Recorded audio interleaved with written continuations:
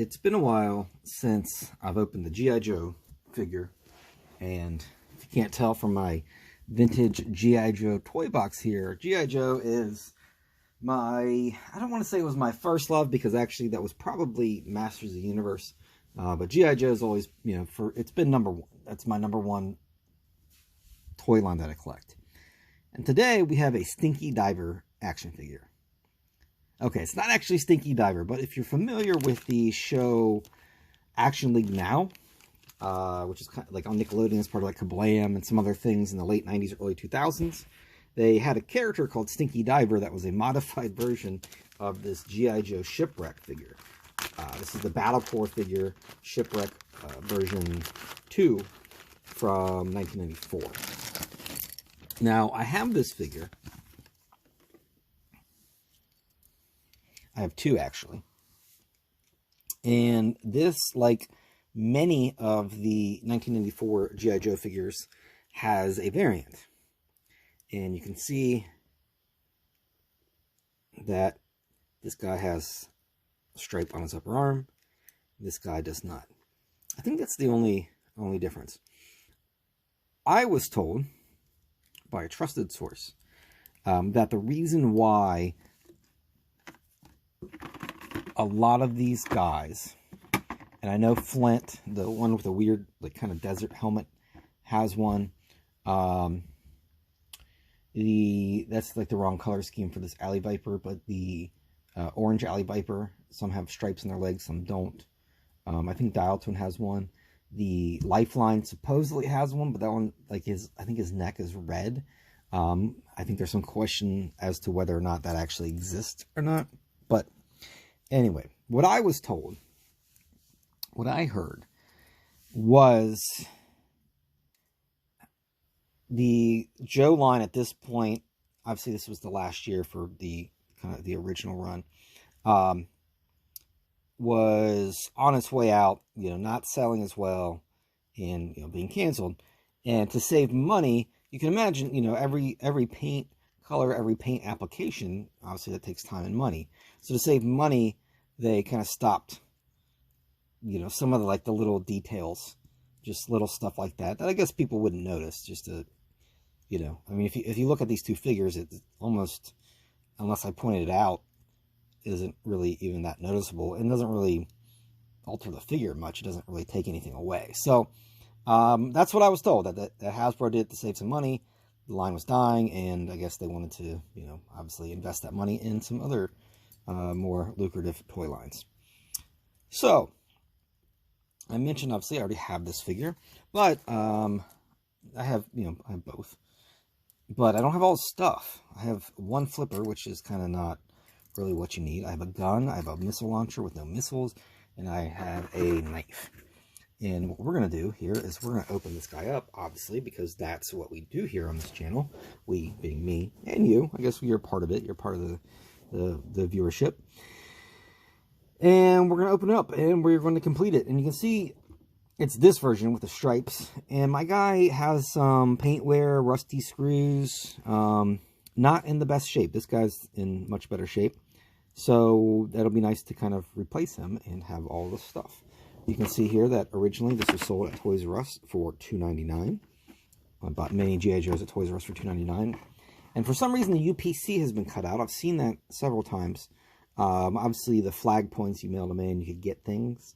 So I suspect that's why, but I also don't really understand why you keep it on the card like that. So I don't know.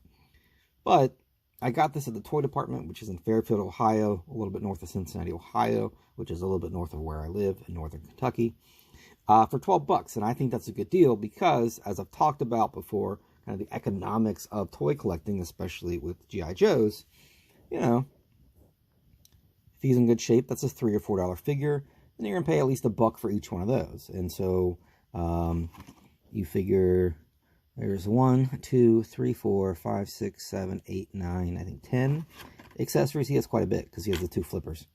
There's something right. Oh, look, one of the flippers kind of came off the tree. So he has 10 accessories, and then him. So really, I mean, a complete one and a file card, you know, that's $1.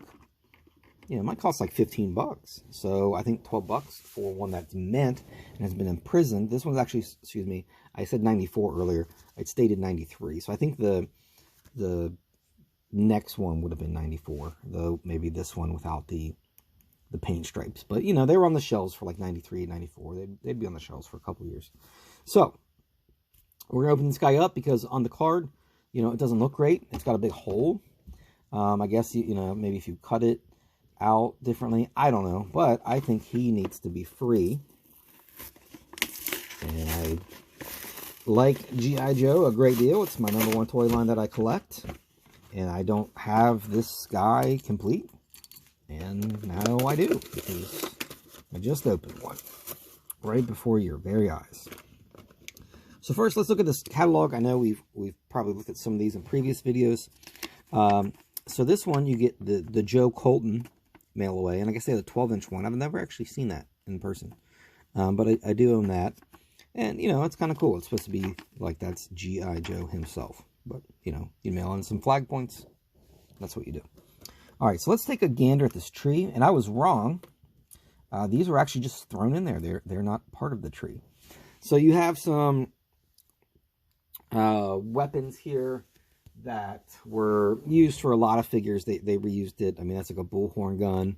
A bunch of figures use this gun, that knife, these missiles. So that's a pretty standard, like, you know, mid-90s, early 90s G.I. Joe weapons tree. So I'm actually going to keep that intact because I think it's pretty cool. And yeah, so we're going to set that aside. I'm going to keep that just like that is. Let's see if we can fits perfectly in that bag, you know, with the file card and the figure. So here he is, Stinky Diver. Now I mentioned Stinky Diver, and I don't think I really talked about what that was.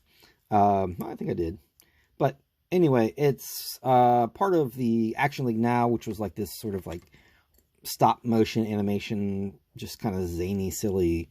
They were kind of like shorts that were shown on various Nickelodeon shows in the late 90s, early 2000s.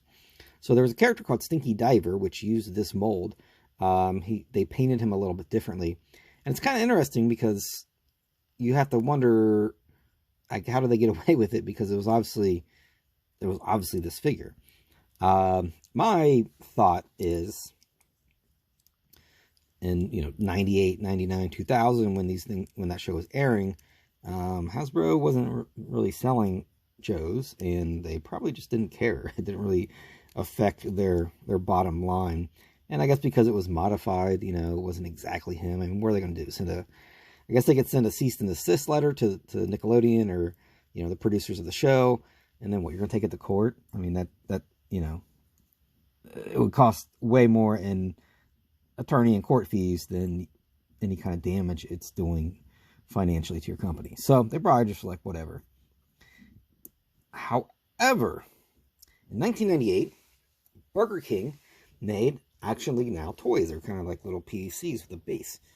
And there was a Stinky Diver one. So I think there could be an argument there with, kind of copyright and fair use laws and all that fun stuff, that there was a toy made of a G.I. Joe character that was not authorized. Maybe Hasbro did authorize it. I don't know. But that to me is a little strange. So that's what it is. And go on YouTube. Well, you're already on YouTube if you're watching this, but after watching this, check out some of the Action League Now. They're pretty funny. They're just, kind of that zany Nickelodeon, kind of Ren and Stimpy, just kind of that, Rocko's Modern Life, just the kind of goofy, zany stuff that was going on at the time that, I think is fun and still holds up. Okay, so there he is. Now, a couple things. One, this rocket launcher is really weird, and I don't think it fits in too good with him. It kind of looks like a big suitcase / like underwater flashlight thing. I don't know. So I think he looks better without that. Number 2. Obviously, they were using some zany colors here, like the Metalhead, the Viper, Beachhead, Dial Tone, some like bright yellows and oranges and reds and purples and things like that. This, I would say, from the Battle Corps line, the 93 and 94, like the tail end of the G.I. Joe, A Real American Hero line. This is a nice looking figure. I mean, this looks like a Navy SEAL diver. And, you know, whether he's got his mask on or his mask off, I mean, it's just gray and silver and black. He's got flippers. He's got a mask. I mean, if you put just that knife and, you know, that handgun or that machine gun, you know, I think it looks really cool. I think in terms of, you know, I like some of the zany stuff, obviously. I think a lot of people do. But I think a lot of people were kind of turned off by that, especially some of the people who, you know, collected the early, you know, kind of the 82, 83, 84 stuff where it was more realistic looking. You know, I was a little too young when that stuff came out. I started getting the 86 figures. My first two were Sci-Fi and Crazy Legs. But I did grow up in the, you know, with the kind of the late 80s, early 90s stuff. So the zany stuff was kind of, you know, what I was buying a little bit. So anyway, my point being, I think he looks cool. He's a good looking military action figure. You know, there's just no doubt about that. And I'm not really sure why Hasbro chose to do that. I mean, he's, when all the other ones are, again, kind of bright and neon and kind of zany looking. But, you know, hey, that's a cool figure. You put him on the night landing craft. You put him on one of those 94, the action, like Marine or action soldier, action sailor boats. And, or some of the ones that came out, I think like in 99. Some of those 3-packs, there's a cool boat. And, you know, this is a cool looking guy. His hoses are little. They're wanting to pop out there. But I'm glad to have one mint and complete for 12 bucks. I think that's a good deal. He's free from his prison. I'm going to trim that file card here to make it look nice and neat. And boom. And there he is. I have both of them now. And I can say I have a complete Stinky Diver action figure. So, thanks for watching. Open your toys, play with them, and yo, Joe.